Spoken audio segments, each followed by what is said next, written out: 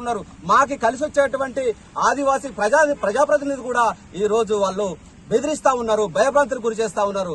అయ్యా, పార్లమెంటు సభ్యులైనటువంటి మాజీ సీతారాం నాయక్ గారు మాట్లాడుతూ ఒకటే అన్నాడు, మేము తలుచుకుంటే ఇవాళ బీఆర్ఎస్ గవర్నమెంట్ ను కూడా కూల్చోగలిగేటువంటి సామర్థ్యం కలిగింది. ఇవాళ కేబినెట్ లో ఒక్క మా ఆదివాసి అక్క, మా సమ్మక్క సారక్క వారసురాలు, మా అక్క, మా సీతక్క ఈ రోజు తెలంగాణ రాష్ట్రం ఏర్పడ్డ తర్వాత నుంచి 10 సంవత్సరాలు అయిపోయింది అబ్బా. 10 సంవత్సరాల నుంచి ట్రైబల్ వెల్ఫేర్ డిపార్ట్మెంట్ లో మేము పోలేనటువంటి పరిస్థితి అబ్బా. బంజారాలు, లంబాడీలు, వాళ్ళకి సామాజిక వర్గానికి సంబంధించిన మినిస్టర్సే ఉన్నారు.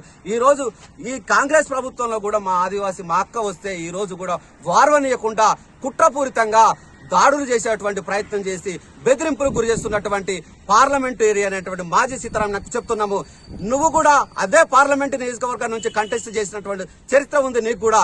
కాబట్టి అదే ప్రజానికం, ఆదివాసీ ప్రజానికం కూడా ఆ పార్లమెంటరీలో ఉన్నది. కాబట్టి దయచేసి మేము చెప్తున్నాము, రెచ్చగొట్టే వ్యాఖ్యలొద్దు. మేమేమంటున్నాము, చట్టబద్ధంగా మిమ్మల్ని కలపలేదనేటువంటి మేము చెప్తా ఉన్నాము.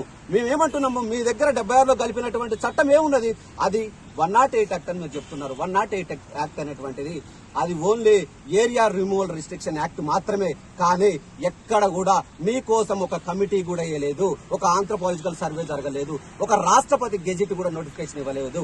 అట్లాంటిది ఏమీ జరగకుండా కూడా ఈ రోజు మా రిజర్వేషన్ ఉపయోగించుకొని విద్య, ఉద్యోగ, ఉపాధి, రాజకీయ అన్ని రంగాలలో మీరు అభివృద్ధి చెందిందే కాకుండా మా యొక్క అస్తిత్వాన్ని కూడా ఈ రోజు మమ్మల్ని తప్పుదో పట్టి మమ్మల్నే అసలు ఆదివాసులు కాదని చెప్పి మాట్లాడుతున్న పరిస్థితి. కాబట్టి అయ్యా, తెలుగు ప్రజలైనటువంటి మీరు, తెలంగాణ ప్రజలైనటువంటి మీరు, విప్లవోద్యమం వహించినటువంటి ఉద్యమకారులు, అదేవిధంగా ప్రజాస్వామికవాదులు, మేధావులు అందరూ కలిసి ఇవాళ మా గొంతుకై కలిసి మాకి సపోర్ట్ గా, మద్దతుగా ఉండండి అని చెప్పేసి మా ఆదివాసీ సమాజం తరపు నుంచి మేము విన్నవించుకుంటా ఉన్నాము.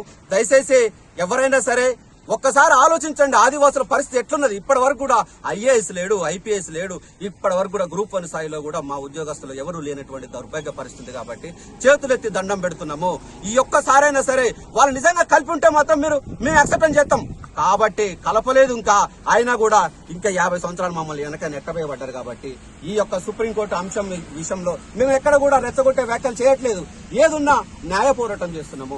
రాజ్యాంగబద్ధంగా ఇలా దేశంలో అత్యున్నత న్యాయస్థానం మేము వెళ్లి మా గోడని విన్నవించుకోవడానికి వెళ్లి ఈ రోజు చేస్తుంటే దాన్ని కూడా తప్పుదోవ పెట్టించే ప్రయత్నం చేస్తున్నారు తెలుగు ప్రజల్ని, తెలంగాణ వాదులను కూడా. దయచేసి మీరందరూ కూడా మా గొంతుకై మా పక్షాన్ని నిలబడతారని ఆశిస్తూ ఉద్యమవందనాలు తెలియజేస్తూ జై ఆదివాసీ, జై ఆదివాసీ, జై ఆదివాసీ, జై ఆదివాసీ.